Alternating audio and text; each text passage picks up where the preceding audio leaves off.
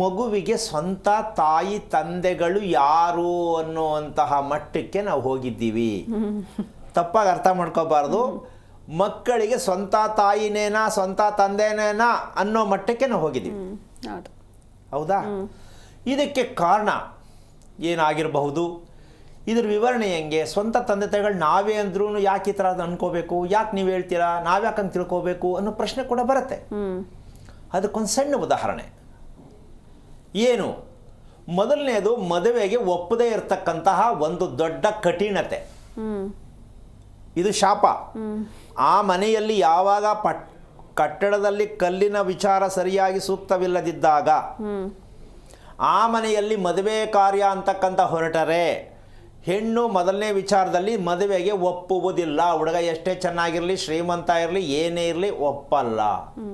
ಯಾಕೆ ಗೊತ್ತಿಲ್ಲ, ನನಗಿಷ್ಟ ಇಲ್ಲ.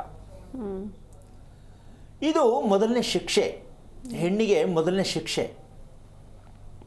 ಎರಡನೇದು, ಒಬ್ಬರ ಜೊತೆ ಒಪ್ಪಂದ ಆಗತ್ತೆ, ಇನ್ನೊಬ್ಬರ ಜೊತೆ ಮದುವೆ ಆಗತ್ತೆ. ಇದು ಎರಡನೇ ಘೋರ ಶಿಕ್ಷೆ.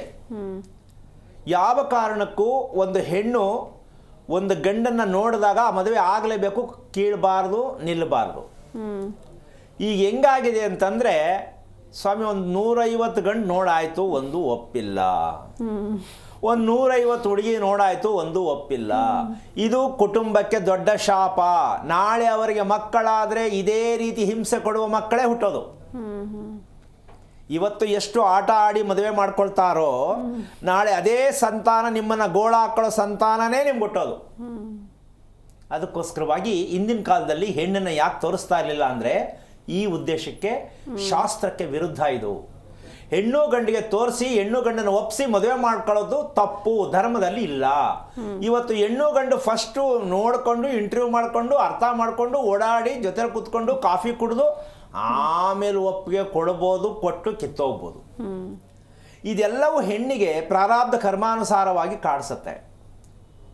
ನೆಮ್ಮದಿ ಸಿಗಲ್ಲ, ಶಾಂತಿ ಸಿಗಲ್ಲ. ಕಾರಣ, ಯಾರಿಗೋ ಒಬ್ಬರು ನೋಡಿ ಇನ್ನೊಬ್ಬರ ಜೊತೆ ಮದುವೆ ಮಾಡಿಕೊಂಡು ಆ ನೆನಪಿನಲ್ಲಿ ಈ ಗಂಡನ ಜೊತೆ ಸಂಸಾರ ಮಾಡಿ ಎಷ್ಟು ಮಟ್ಟಕ್ಕೆ ಸರಿ ಇದು? ಅಲ್ಲಿ ಮಕ್ಕಳಿಗೆ ತಂದೆ ತಾಯಿ ದೂರ ಆಗ್ತಾರೆ ಅಂತ ಹೇಳುತ್ತೆ ಆ ಧರ್ಮ. ಆ ಒಂದು ನಡಿಕೊಳ್ತಕ್ಕಂಥ ಕ್ರಿಯೆಯಲ್ಲಿ ಏನು, ಒಂದು ಗಂಡನನ್ನು ಮೊದಲು ನೋಡಿದಂಥ ಹುಡುಗನ ಮನಸ್ಸಲ್ಲಿ ಇಟ್ಕೊಂಡು ಅದಕ್ಕಿತ್ತೋ ಇನ್ನೊಂದು ಹುಡುಗನ ಜೊತೆ ಮದುವೆ ಮಾಡ್ಕೊಳ್ಬೇಕಾದ್ರೆ ಆ ಹೆಣ್ಣಿಗೆ ಆ ಹುಡುಗನ ಮನಸ್ಥಿತಿಯಲ್ಲೇ ಮಗುವಾಗತ್ತೆ. ಅದು ದಾರಿ ತಪ್ಪಿದ ರೀತಿಯಲ್ಲಾಗುತ್ತೆ ಶಾಸ್ತ್ರದಲ್ಲಿ. ಹುಡುಗಿ ದಾರಿ ತಪ್ಪಿಲ್ಲ, ಆ ಮನಸ್ಸಿದೆಯಲ್ಲ, ಆ ಹುಡುಗನ ಜೊತೆ ಆಗಿದ್ರೆ ಚೆನ್ನಾಗಿರ್ತಿತ್ತು, ಆ ಹುಡುಗ ಕರೆಕ್ಟಾಗಿದ್ದ, ಅದು ಹುಡುಗನಿಗೂ ಬರುತ್ತೆ, ಹುಡುಗಿಗೂ ಬರುತ್ತೆ. ಬಟ್ ಆ ಮನಸ್ಸಲ್ಲಿ ಇದ್ದು ಇನ್ನೊಂದು ಜೊತೆ ಮದುವೆ ಮಾಡ್ಕೊಂಡು ಸಂಸಾರ ಮಾಡಿದ್ರೆ ಅದು ಯಾವ ಕಾರಣಕ್ಕೂ ಹುಟ್ಟುವ ಮಕ್ಕಳು ನಿಮ್ಮ ಶತ್ರುಗಳಾಗೇ ಹುಟ್ಟುತ್ತಾರೆ. ಹಾಗಂತ ಏನು ಸಿಕ್ಕದ್ದನ್ನು ನೋಡಿದ್ರೆ ಮಾಡ್ಕೊಂಡ್ಬಿಡ್ಬೇಕಾ, ಕಣ್ಣಿದ್ದರೂ ಮಾಡ್ಕೊಂಡ್ಬಿಡ್ಬೇಕಾ, ಸಂಬಳ ಇದ್ದರೂ ಮಾಡ್ಕೋಬೇಕಾ ಅಂತ ನಾನು ಹೇಳ್ತಾ ಇಲ್ಲ. ಅದಕ್ಕೆ ತಂದೆ ತಾಯಿಗಳು ಏನು ಮಾಡಬೇಕಂದ್ರೆ, ಪ್ರಥಮವಾಗಿ ಹುಡುಗ ಹುಡುಗಿಯನ್ನು ಅವ್ರು ಇಂಟರ್ವ್ಯೂ ಮಾಡಿ ನೋಡಿ ಹುಡುಗಿಗೂ ಹುಡುಗನಿಗೂ ಹೇಳಿದೆ ಎಲ್ಲವನ್ನು ಫೈನಲ್ ಮಾಡಿ ಕೊನೆಯಲ್ಲಿ ಮುಖ ತೋರಿಸಿದ ತಕ್ಷಣ ಮದುವೆ ಆಗಬೇಕು ಅನ್ನೋ ಮಟ್ಟಕ್ಕೆ ತಂದಿಟ್ಟುಕೊಂಡು ಆಮೇಲೆ ಹುಡುಗ ಹುಡುಗಿ ಮುಖದರ್ಶನ ಆಗಬೇಕು.